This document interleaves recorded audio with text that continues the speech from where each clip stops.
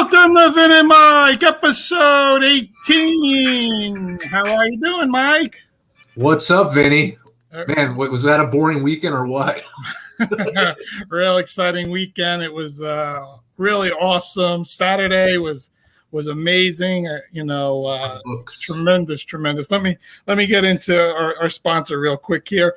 Vin and Mike is now brought to you by Viggy Bets. Check out Viggy Bets on Twitter and Instagram at Viggy Bets. If you DM Viggy Bets now that you're a fan of Vin and Mike, you'll receive a 14-day free trial with a new VIP membership. So for people that don't know, Viggy Bets was the winner of Top Cappers Charity Classic for the first quarter of this year. So he's doing some great things, as we know, over there at Viggy Bets.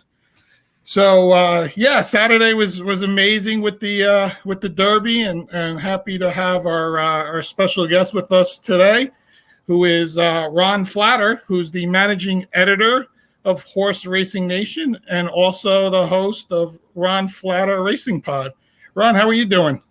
Doing well. You know, it's a nice day in Kentucky. As soon as I'm done with you guys, I'm going to crack open the Chardonnay, go out on the deck, and enjoy this 78-degree night.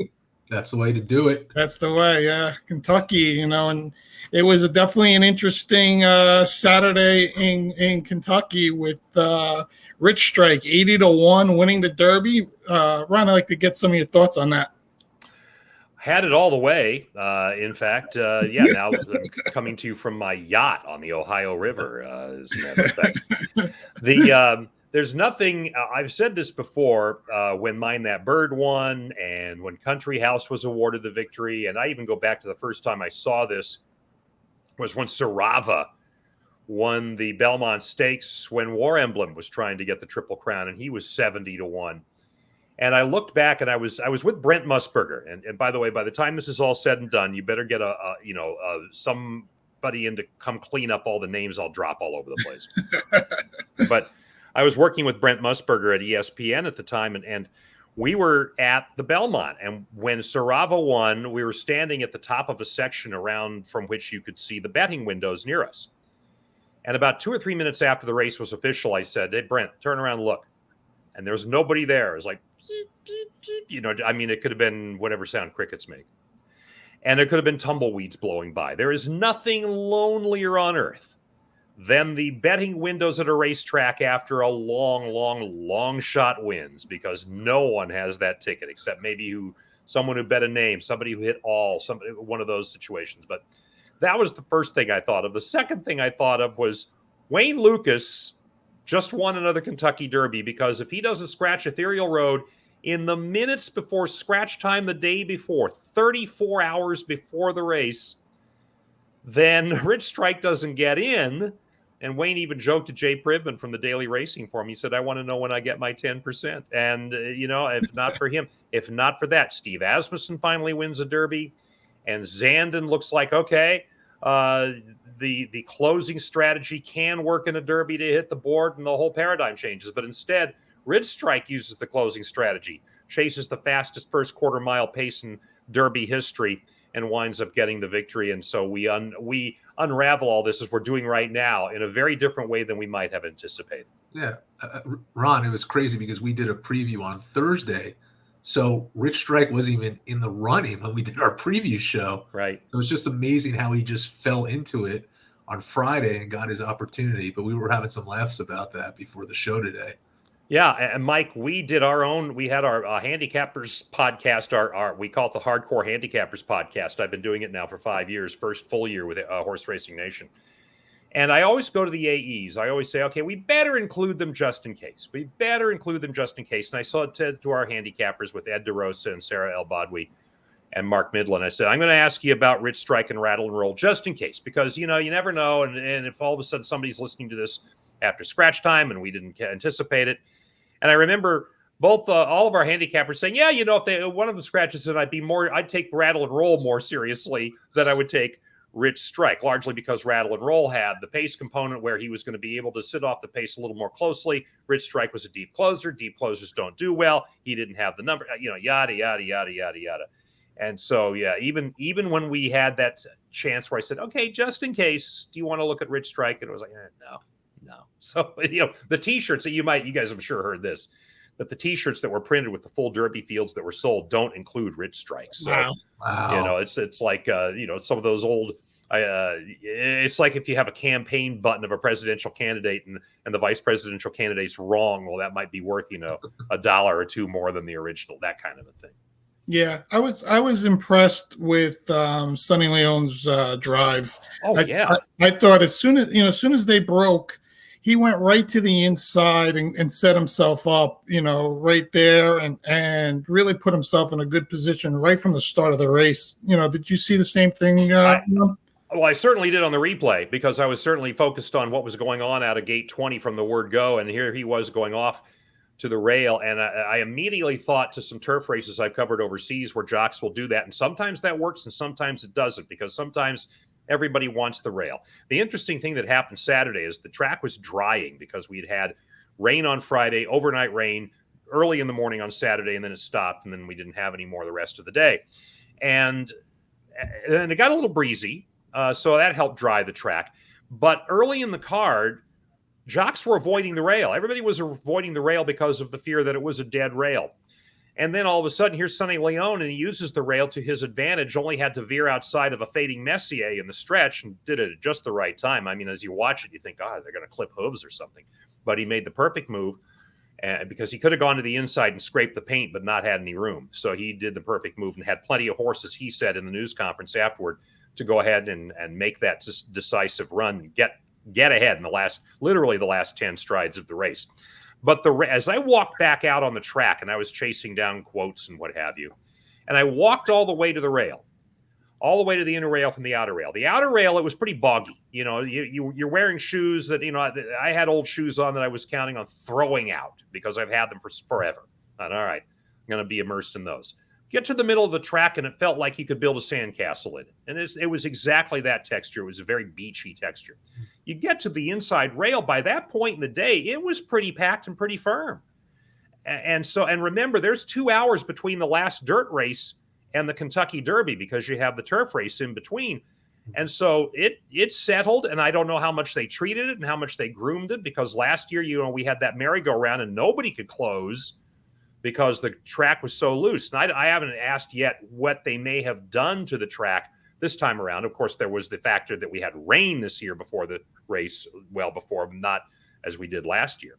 But that inner part of the track was very firm. And so I think if Sonny Leone figured that out and the other 19 guys didn't, good on him. Yeah. I was really interested. I think they were saying since 2013 that it's been a front-running race, where years ago that, prior to that, the average position, I think from 95 to 2013 was about 8th, where you would settle in by the I think it was the half mile, where over the last 8 years it's been 3rd, and as we know, Rich Strike was, I think, 17th at the top of the stretch, so it's amazing how he closed. And like you said, even we thought it might have been a little bit of a wet track, so even a front runner might even had an even easier time. But like you said, that beachy kind of feel and that that fast track on the inside really proved the difference. Well, in the case of, say, Messier, the hot pace got to him. In the case of Taba, the kickback got to him. So if you're going to talk about the Baffert horses, just as an example, they were compromised in very different ways. But you go back, and my first thought on Messier, I thought something might have gone wrong with him in the stretch. I thought, okay, did he bleed? Did something happen? Yatin, those insists nothing wrong, but then he also took the horse back to California today when they were entertaining the notion of Preakness. Now they're not, so the Bafferts won't be represented at all. So I hate to sound like a cynic here, but let's take him at his word and let's take a look at that hot pace. And Summer Is Tomorrow. We all knew Summer Is Tomorrow was going to go out and set the hot pace. Glorified sprinter, was lucky to get second in the UAE Derby and get the points to come here. A family who's, the nephew, Bupat Simar, was the trainer. He'd worked for Baffert before. And so, he wanted the trip. And so they took the trip. They got the trip, they got the walk around, and they got to finish last in the Derby. But going out and setting that blistering pace, How many horses did that compromise? Most of the field, probably. And this was the hottest pace we've seen in the Derby ever. It was the fastest first quarter mile by 200ths of a second. Maybe back in the days when they were timing fifths, there might have been one as fast, but that's what we know from what the records say. And if you go to that and you see how many horses went out with him, why did Johnny Velasquez take Messier with him? Why did he try for the lead against such a hot pace? Johnny's a good front-running jockey. We know that. So that might have entered into it. Maybe the clock in his head wasn't right. Maybe he was confident he had more horse. Whatever the case was, that pace compromised every horse that went out. And you mentioned that 8-year thing because we've been in the points era now. This was the 10th year we've had the points era. The first year of the points era, Orb won the race. But in the 9 years since, what we don't have are those horses that would come in with the graded stakes earnings from sprints. Triniberg, great example. Hot horse out early, faded late, just like summer is tomorrow. The sprinters don't get to come to the Derby anymore because sprints are not qualifying races for the Derby anymore.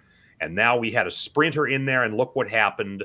And what was it? I think the Kieran Speed points, so you had 11 of the 20 horses, maybe 12, could show forward speed coming into the race, where in most years it's been 7 or 8. That certainly entered into it as well. Was there any other horse besides Rich Strike that impressed you closing in this race? Yeah, I'll tell you, Smile Happy did. Smile Happy had a lot go wrong for him in this race. I mean, he was compromised at the start, checked at the 3/8 pole in the second turn, had everything going wrong. And here's a horse that you could accuse him of having seconditis. You know, he comes off of the Kentucky Jockey Club win here at Churchill Downs last fall, and he's finishing, he's good at finishing second. He looked like somebody else had to be the alpha dog in his previous races. But then you look back and you go, well, he finished second to Epicenter, and he finished second to Zandon. So that's maybe not such a bad thing, especially when you see what Epicenter and Zandon did. And here he was again. He ends up finishing 8th. But if you look, he was in tight 3/8. He hung on. He showed that maybe there is something there that would tell you, yeah, maybe he could be the alpha dog again. So I would certainly look for him. And Kenny McPeak is entertaining the thought of sending him to the Preakness. It'll either be him or Rattle and Roll, and possibly Creative Minister, who was an allowance winner on the undercard at Churchill on Saturday. And so one or two of those three will go. Smile Happy and Rattle and Roll won't go because they're co-owned. It would be one or the other, if either. But I think Smile Happy might still have something, depending on how much came out of the tank and what he had to do to just keep on keeping on. He certainly impressed me. Zandon did because, look, pace out front helped him. And let's not forget Epicenter. I mean, Epicenter really, really won that race, if not for the fluke. If not for the fluke, and if not for the rail-saving trip by Sonny Leone, Epicenter, should have won the race and deserved to win the race, and will be a deserving favorite, presuming he goes through his gallop on Wednesday to the satisfaction of Steve Asmussen, and then he'll be off to Baltimore next week. Yeah. I was just going to ask you, who do you think, based on the stats before the race, was the biggest disappointment that had high expectations that was just not impressive? Messier. It would be Messier. I mean, the stats will tell you. And I mean, he was 7-1 in the 4th choice, and then he winds up finishing 15th. I mean, that was a big one. Charge It came in with a lot of hype, and he finishes 17th. But again, how much of this was pace compromised? If you're looking at one I'll give you the one that I think really, was shot in the foot by strategy, and that was Crown Pride, the horse from Japan, ridden for the first time by Christophe Lemaire. These jockeys that come in here for the first time, and I think there's a certain stubbornness or a disingenuous attitude about going, well, it's the jock we know. The jock knows the horse. Hey, how about a jock who knows Churchill Downs? And if you look at these stats, Christophe Lemaire, 5-time champion in Japan. Great. That works for Japan. I wouldn't trust Johnny Velasquez over there. I wouldn't trust Flavien Prat over there. I wouldn't trust Joel Rosario over there. I would trust Christophe Lemaire. You look at him and you look at Mikhail Barzalona with Summer is Tomorrow. Look, he was going to have to wrestle the horse to keep him from going out fast. So I get where it was going on there. The only way he was going to win the race was to go gate to wire. But if you look at the statistics on jockeys who were first time in the Kentucky Derby, since 1979, when Spectacular Bid did it with Ron Franklin, from 1980 till now, you've only had 2 first-time Derby jockeys win the race: Stuart Elliott and Mario Gutierrez. Those are the only 2. That's it. That's the list. And so if you're going to keep going back to jockeys who don't have experience at Churchill Downs, more is the pity. More is the pity. Speaking of experience, the horse that I had was Mo because of Arad Ortiz, because he had the most starts. But being in the 1 position is quite difficult. And that was I was very skeptical about that. But I went on a Pletcher horse. I went on the jockey, and he did okay. But he did okay. Yeah, he did okay. I should have mentioned him. The problem there was normally when you're in the 1 hole, you get compromised trying to go for the lead, and you get pinched. And we all remember, what was it, Looking at Lucky, who almost got thrown over the rail twice at the beginning of that race when he was stuck in the 1 hole in the old gate configuration where we had the split between 14 and 15. And if you were in the 1 hole, if you went straight ahead, you'd run into the rail. Well, now we have the single gate, and it's less compromising. And if you look at what happened with him, he was out of the gate slowly. So that didn't help. Then he's hung 10 wide. 10 wide. So, I mean, in a race where ground saving might have been very important, he had anything but, and he still, he was 3 3/4 lengths behind. So, yeah, I think, I buried the lead there. I think Mo Donegal certainly acquitted himself well for this race. He will not be in the Preakness. Todd doesn't take Derby horses to the Preakness unless they win the Derby, and then they come in 8th in the Preakness. And so we'll see him probably at the Belmont Stakes, and certainly a horse to look forward to on that day. Do you think Lucas is going to put Secret Oath into the Preakness? I talked to him again yesterday, and I heard about what he said today. I'm going to go back out there maybe Wednesday and ask him again if he doesn't decide tomorrow. I got to take a day off sometime. Tomorrow's going to be that day, guys. But I want to think the competitor in him wants to, but I don't. I thought he might have gone with Ethereal Road into the Derby. He did. I will say this. He did say before the Derby draw, when all the dominoes were falling and he came into the mix, that he said, okay, well, I'll go in not as an also eligible because I don't want to get stuck drawing 20. If you're an also eligible, you automatically get 20. Well, he drew 20 anyway. So I still think that might have been a factor, although he insists the horse did not look at himself on Friday morning, and that was why he made the decision to scratch the horse. I think Secret Oath acquitted herself very well against the boys with a less than good ride in the Arkansas Derby. And it makes you wonder what might have been. And he insists, and the owners insist, they were never going to go to the Kentucky Derby. They just wanted to do this to see what she could do and see what they had with them. And she really hadn't anything more to accomplish. She was already in the Oaks, and she was going to get Oaks points by competing against the boys anyway.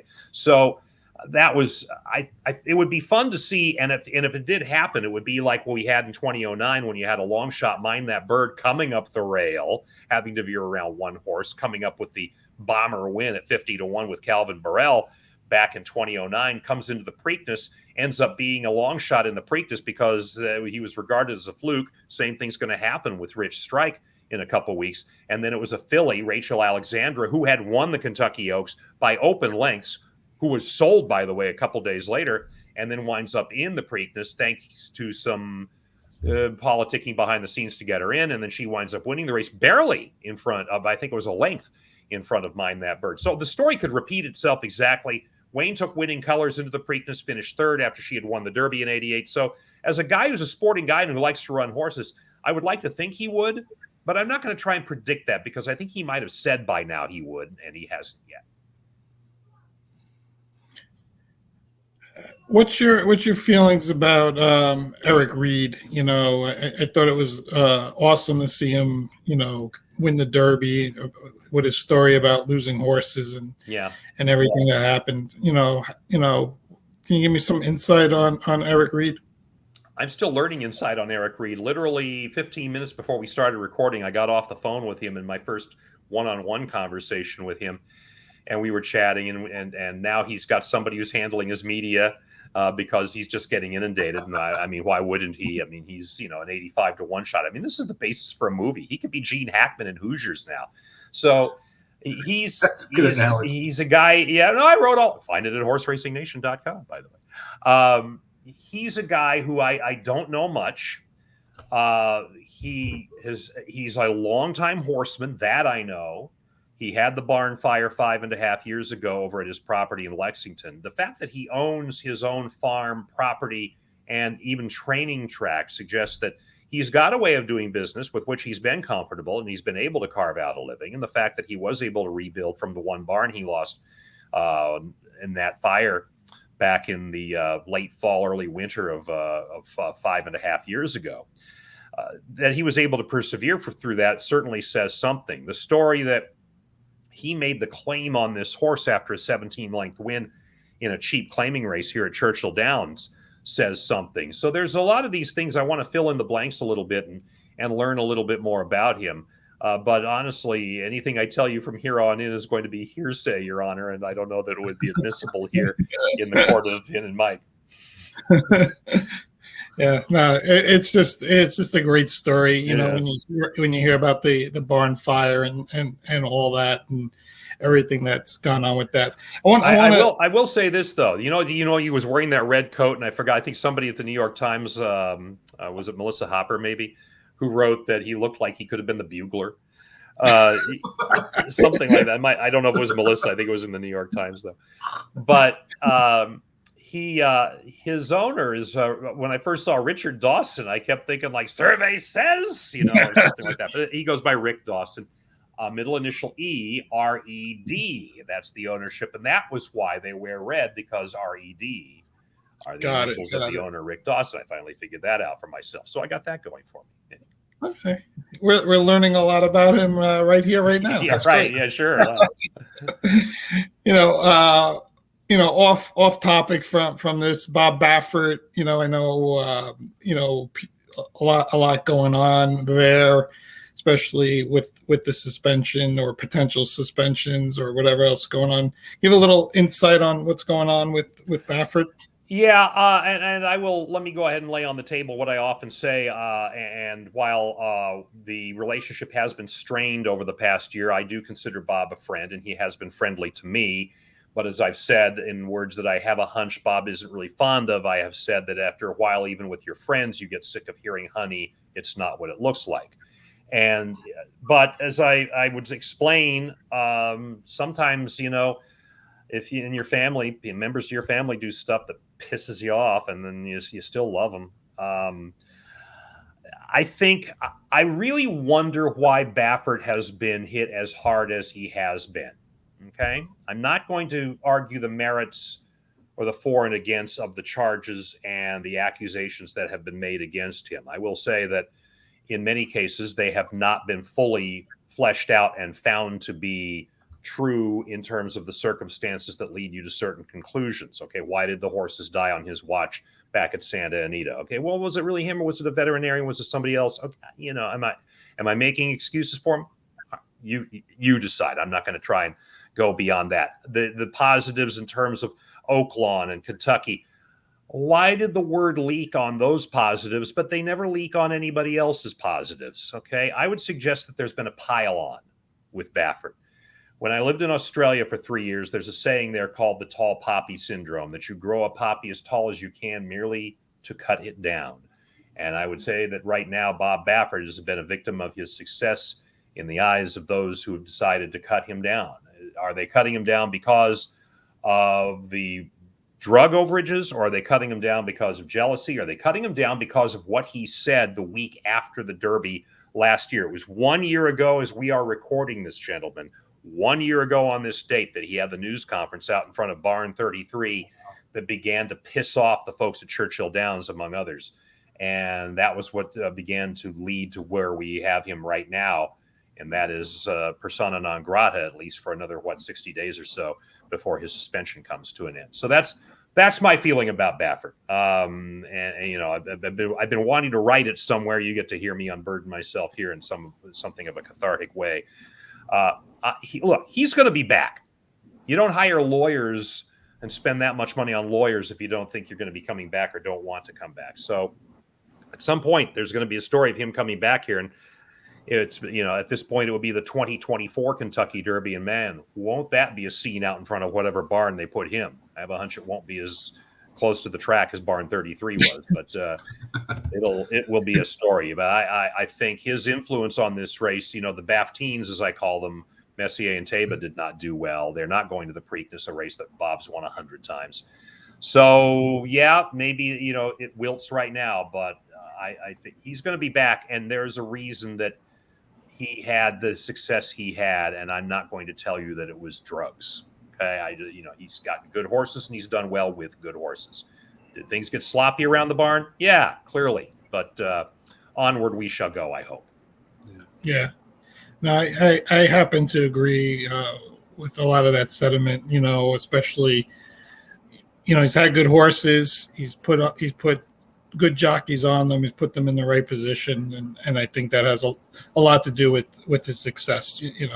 We see all the other trainers and everything. And sometimes, it's an even field sometimes with all of that. So there has to be something else that, is great for him, and I think he's just got a little edge on them when it comes to certain things he does from a training perspective, and gets those horses ready in a legit way. So I agree with all that.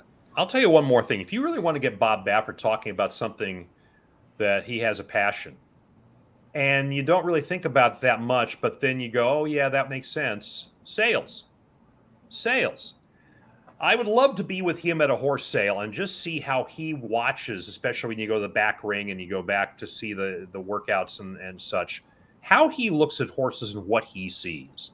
I think that goes a long, long way to him getting the horses he gets. He sees them, and that's an underplayed asset that Bob Baffert has brought to both his business and to this sport, is his ability to spot horse flesh and horse talent. And okay, I'm not again going to get into the merits of the arguments that have led to his suspension. If you want to go ahead and go down that path, fine. You'll outnumber me. But in terms of examining horse flesh, I don't know what performance enhancers you're looking for to do that. Unless it's carotene for the eyes, whatever it may be. He has a knack for doing that is better than a lot of people. Yeah, this has been really great, Ron. Thank you for spending some time with us. Really dove deep into it. I mean, real good insight. I'd like to have you back on at another time, maybe post Preakness, post Belmont, whenever you have availability. I'll reach out to you. Okay. You know where to find me. Yeah, it's been great. For anyone that wants to read more of Ron's stuff, he's at horseраcingnation.com. You can also listen to his podcast, Ron Flatter Racing Pod. He's the host of that, and he brings on, like you said, a tremendous amount of insight. He name dropped, and he has those names on his podcast, and he talks to all these people. And I will tell you this. I won't tell you who it is, but one trainer who is also not in generally high regard among the public will be on the podcast this week. Oh, nice. All right. Okay. How's that for a tease? We'll be tuning into that, Ron. Yeah, absolutely. And I look forward to tuning into you guys, not just when I'm on either. That's great. Thank you. We appreciate my IFB flying right out of my ear. My ears were burning. Yes. Yeah, we really appreciate it. You have a great night. Talk to you soon. All right. All right, Vin, Mike, thank you very much. Take care, Ron. Yeah, Ron Flatter there with us, Mike.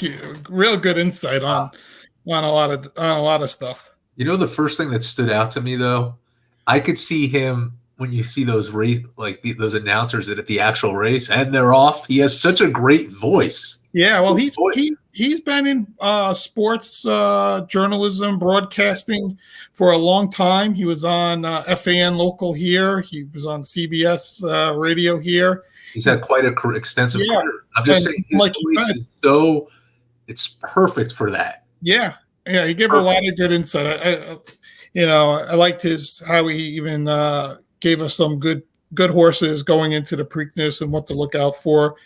And I'm in the same belief with Rich Strike, with a lot of people, that he had the perfect trip. He's a super deep closer. We know the Preakness, Pimlico is a much smaller race. I think it's a mile and an eighth, so it's a shorter distance.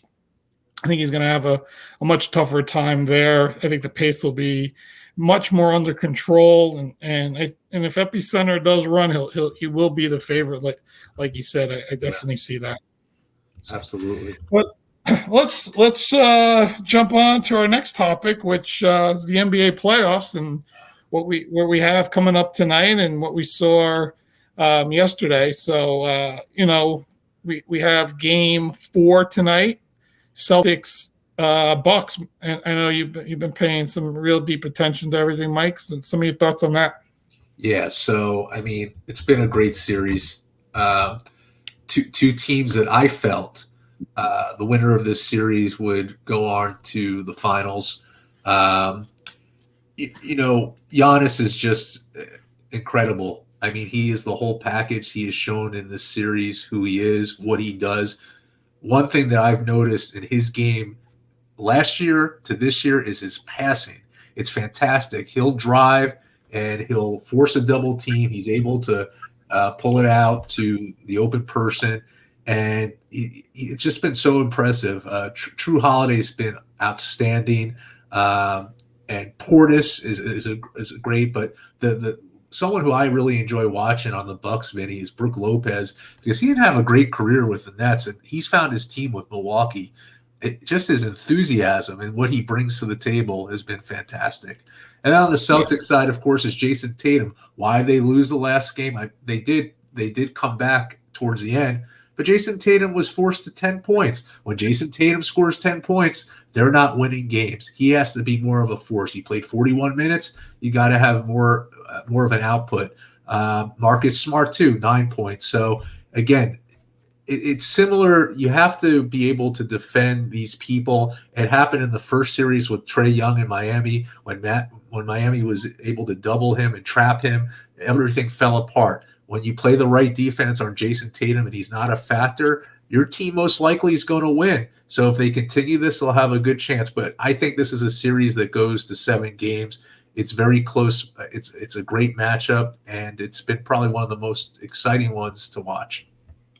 Yeah, I've been impressed with the Bucks without Middleton. I thought that was going to be a big hit on them. But like you said, Giannis is just really taken off to the next level.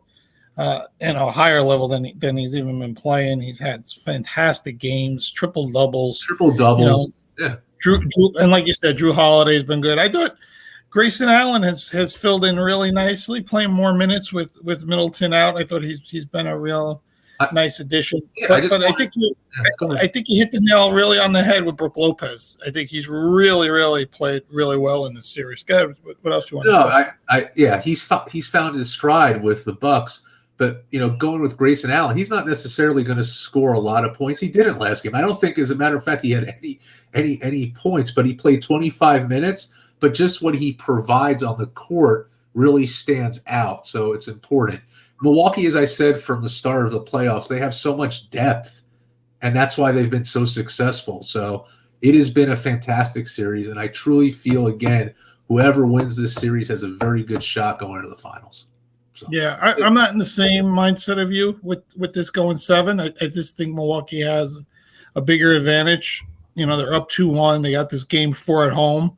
I think this will go 6. I think Milwaukee's just gonna. I think they'll win. They'll win tonight. They'll probably lose in Boston Game 5, and come back and take this series in 6. That's my feeling on that. But Memphis now is playing Golden State later tonight.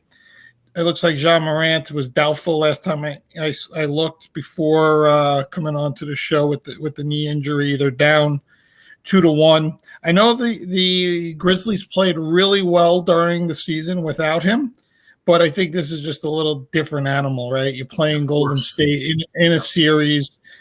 Klay Thompson, Poole, Steph, of course. I think it just becomes a little more difficult for the Grizzlies if Morant is out, and if he's out, let's just say beyond Game 4, this series could potentially end in 5. The way things would roll without Morant in there. Yeah, I have to agree with you, Vinny. I mean, playoff atmosphere is much different than regular season without your star player. And we saw it with these different teams with these key injuries, without a Devin Booker, without a Luka, when you're out. And then obviously we'll talk about in a minute without Embiid. your team suffers. When your star players are out, your team suffers, especially in a playoff environment. So that's why Ja Morant is so crucial. And yeah, they could rally, of course, but it's going to be extremely difficult against this Golden State team. So we'll see. I have to agree with you on that one. Yeah. So last night, yesterday, busy day.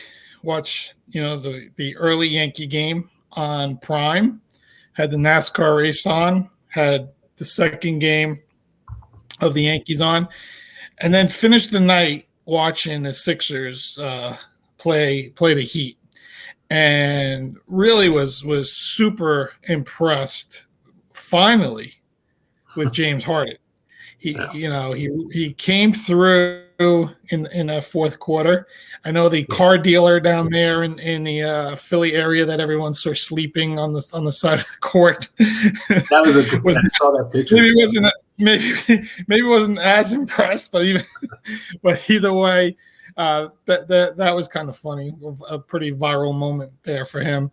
But Harden really hit some big shots down the stretch. And like you said, Embiid just being on the court, I think he's bothered by that mask. I think it bothers him by watching the way he is with it, and I can understand. First of all, he's got a broken orbital bone to begin with, and then he's got a mask, and you're sweating and all that stuff. I think it's just bothering him in general, and I think that has something to do. But his presence on the court, how everyone is so much better around him. Danny Green has played a really, really solid series, since Embiid's been back. Tobias Harris, has been really good throughout. A lot of the bench players have done well. Niang had a good game last night, but Harden was the impressive one. He really wasn't doing anything in the fourth quarter. The whole series, they really needed him down the stretch. They gave him, those shots. Basically, they were letting him shoot those threes, and he nailed it, and really brought them back against the Heat team. To me, that I think relies a little bit too much on the 3-pointer.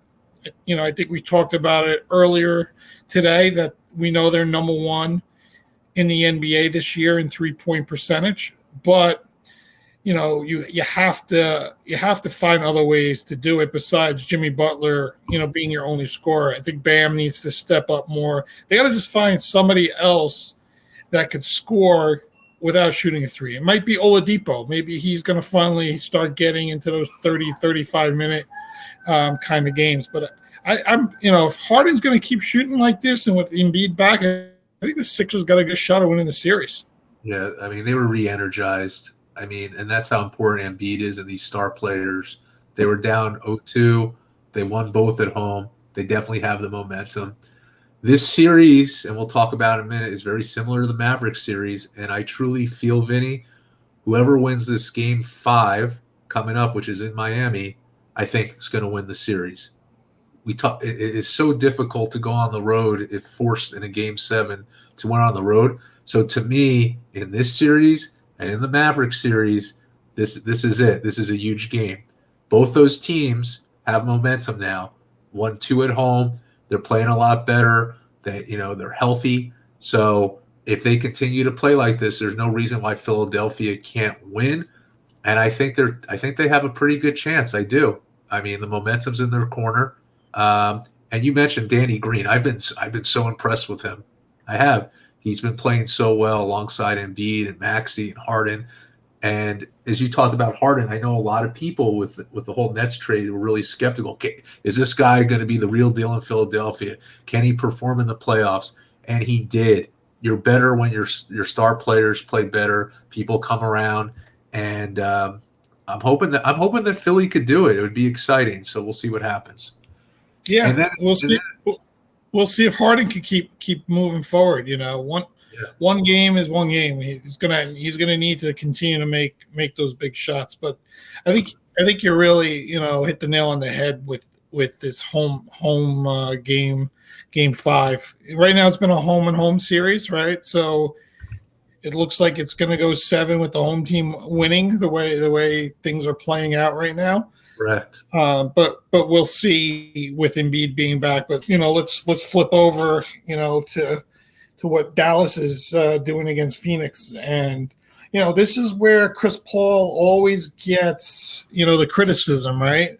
He has a game where he scores 5 points and doesn't really show up, and Dallas ties the series, and now everybody's is saying, is this guy ever going to be the guy to win a championship for you? And he has Devin Booker and all this stuff. But I think Dallas has just been, they've been playing really well. Luka's been, Luka, but Jalen Brunson has really stepped up.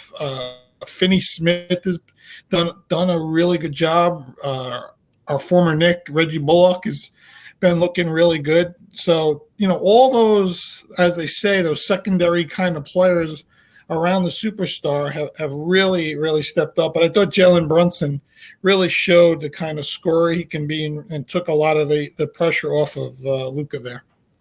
Without a doubt. And he didn't have, the previous game, he didn't have a great game. When Brunson, I think he had 18 points. He's in double digits, and he plays well alongside Luka and Finney Smith. They have a very good chance of winning. I also want to point out Maxi Kleber, too. He had 11 points, 7 rebounds. When that guy gets hot from downtown, forget about it. I mean, he's got a great stroke. So this Dallas team is extremely talented. And again, with what they have right now, 2 key games at home, but now you got to go back to Phoenix, and they're healthy. So I think this is it. Game 5 is to me is like a game 7. If Dallas could somehow scrounge up a win in game 5 and then go back to their home court in game 6, this could be a huge upset. So we will see what happens. It's going to be really interesting. Yeah, it's been a lot of fun. It's just been a really, really fun NBA playoffs like it is. And like you said earlier in other shows before the playoffs started, there's no real clear-cut, favorite, right? You thought this, everything would be tight. You didn't know who would come out of each conference. We're still maybe a rematch of last year, maybe Bucks Suns, but at the same time, you're feeling, Golden State. I think Bucks Golden State really is on a collision course. But again, the Sixers, healthy Embiid, Miami, the number 1 seed could also make noise in the East, and the same thing in the West. Phoenix is still a team that won 64 games in the regular season, so it's fun to see what's going on, wide open, everything that's been going on in this NBA playoffs. But I want to finish the show and talk about the 2 teams in major leagues that here we are. Right, today is May 9th, 2022, as we're recording here, roughly 7 p.m. Eastern time on the East Coast. There's only 2 teams in Major League Baseball right now that have 20 wins. They are the New York Mets and the New York Yankees. So New York baseball is very hot right now in Major League Baseball, and ever since we went on our little rant, that's the 5-5 Yankees, the Joey Gallo crushing and whatever else I yelled about and whatever else you yelled about that day. They are 15-3 since that day, and the Mets keep rolling in the National League East. Both teams are really rolling. Yankees had a lot of rainouts and days off. Same with the Mets, and you had to play doubleheaders, and doubleheaders are hard to win. They both split yesterday. Yankees bats have not gotten going. They won 1-0, this afternoon. Cortez pitched great again. He had a no-hitter going into the 8th inning. The Mets staff has been great without DeGrom. They're hoping that he'll be healthy here in another 30 days. But I tell you, New York baseball is hot. We're getting into summer. You know how people start feeling about good Yankee Met baseball in the summer as football training camps start opening, and everyone's going to have high hopes for the Jets and Giants until week 2, but that's besides the point. But, how you feeling about all this Mets-Yankee stuff? It's just great to see. I mean, I think before the season, everyone was so focused on DeGrom and that injury, including myself. Yeah, me too. And asking yourself, well, how's the Mets pitching and how are they going to handle this? For example, yesterday, Chris Bassett's been unreal. He's been a great addition to this team. Yeah. And their bats, I mean, like yesterday, I think against the Phillies, Pete Alonso, and they got Linder and Jankowski, and I mean, they're hitting the ball. The pitching's been outstanding. Bullpen's been outstanding. I would say they're definitely – I knew the Mets would be good this year, and I know people always give them shit. Oh, they're a good team, that they start out well, and then they fade. But you know what? They have the team to do it this year, and it's been extremely impressive.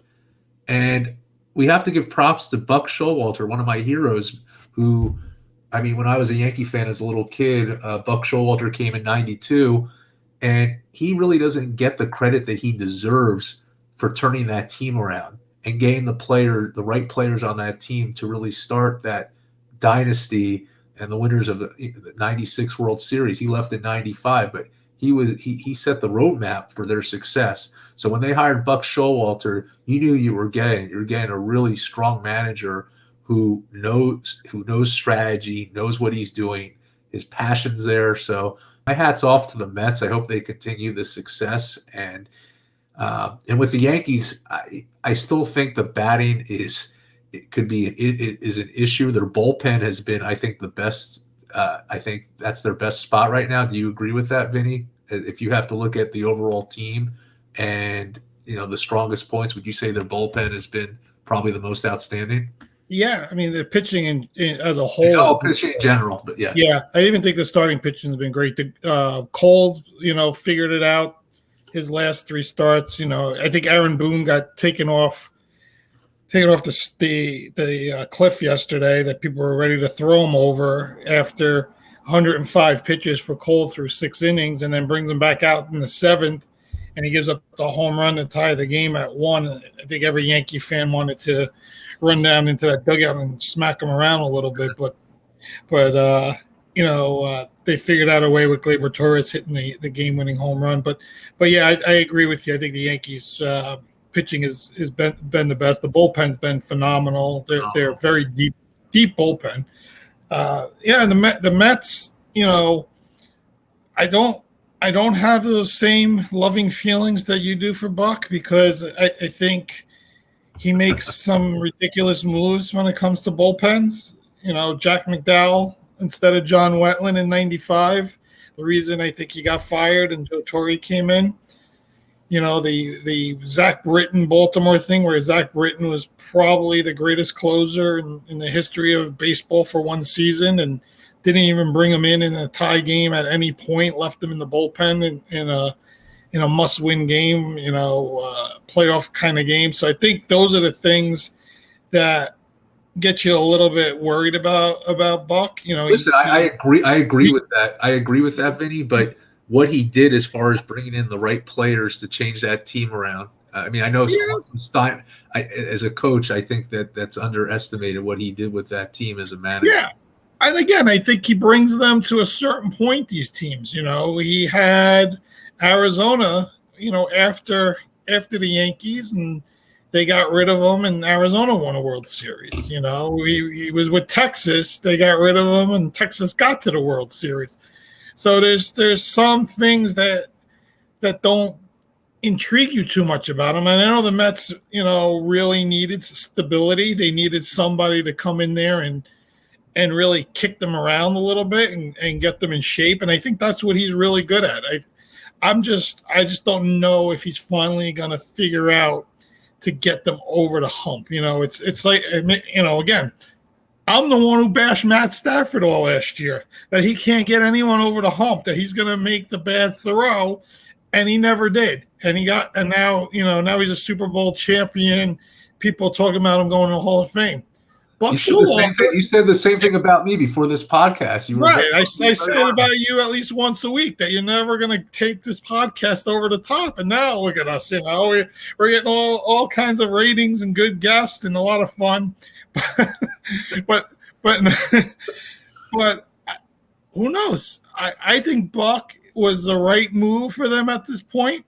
But again, I just can't be sold on the guy until he shows me he's going to do it, and it's been 30 years. He hasn't done it. He's, 92 was 30 years ago, and you weren't a little kid, by the way, in 92. Let's get that right either. You weren't a 4-year-old little kid. So don't try to fool the audience with that either.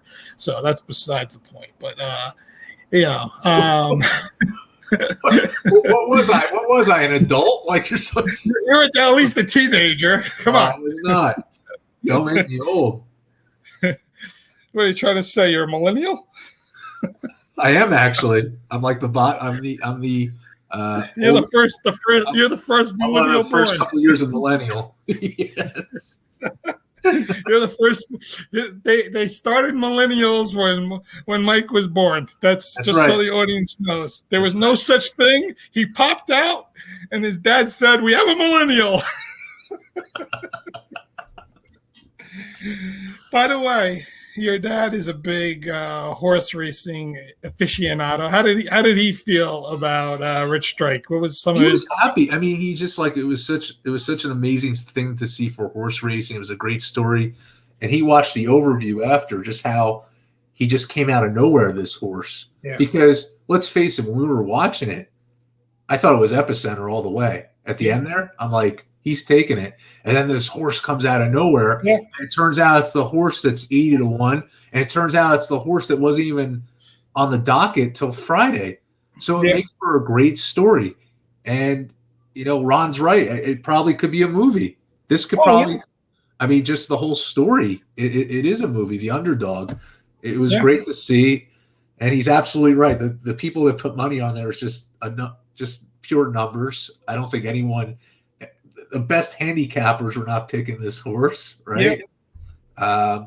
You saw what we put on Vin and Mike, that one analysis saying that out of his league. So, this is the great thing about sports, that anything can happen. And for a sport like horse racing, it's just, again, I think it's just so good for the sport, and it's fun. And my dad was happy. I mean, although he didn't win, we didn't win, but again, you're just happy for the horse and its trainer, the story with the barn fire, and you just feel for that guy. So it's a good thing.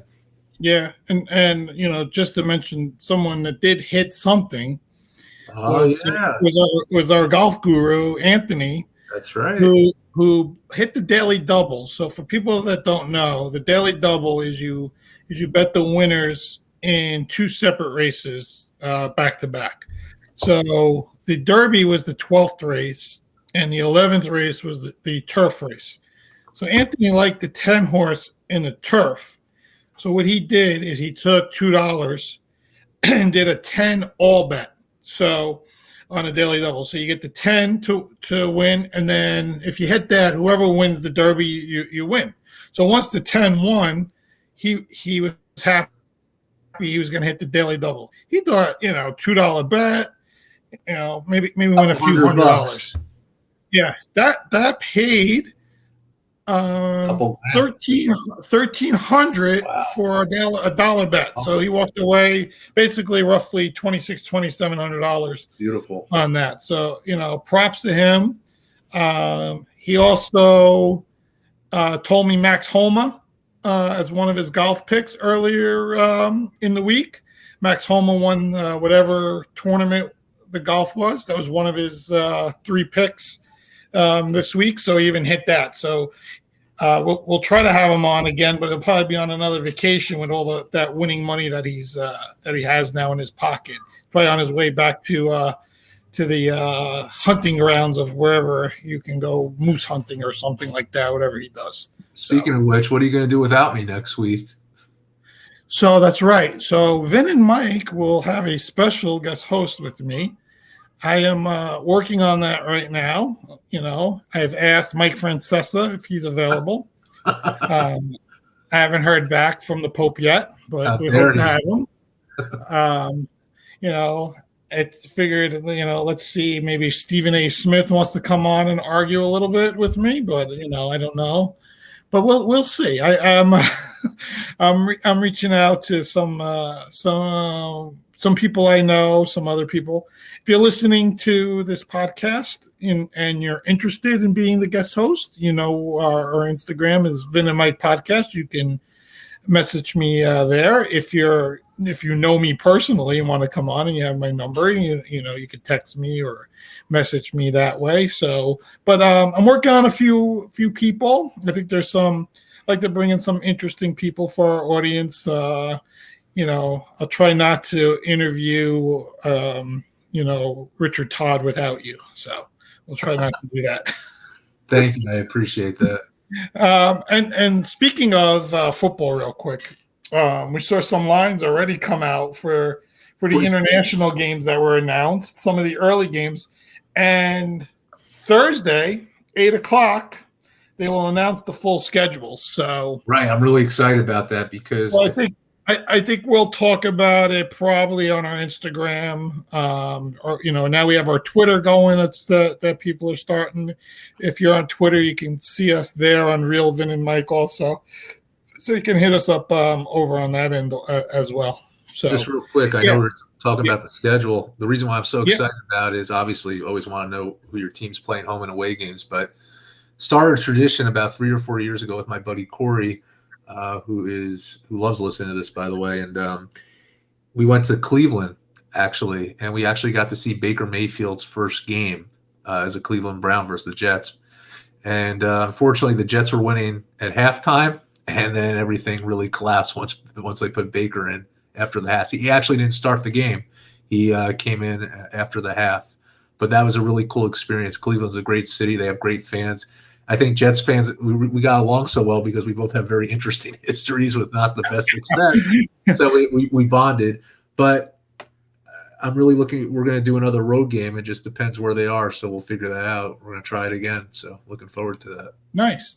So you're hoping they play a team West Coast or doesn't matter. Okay.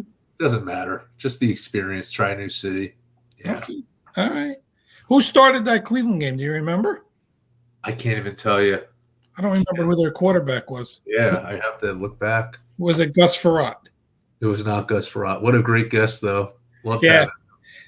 Yeah, they were just. Gus has been great. Richmond was great. If anyone missed those, they're on the website. They're on however you listen to your podcasts. They were a lot of fun. We've been having a lot of fun. Like Mike said, this is our fourth show in 7 days. We were planning doing a show a week. That was our plan for a while, but just a lot of good guests came across to us. A lot of interesting things people wanted us to talk about, so we took advantage of that, and it's generated a lot of new people listening now, a lot more excitement for us, and we're really having a really good time with this, and we're hoping that our audience is also. Thanks for listening, right. everybody.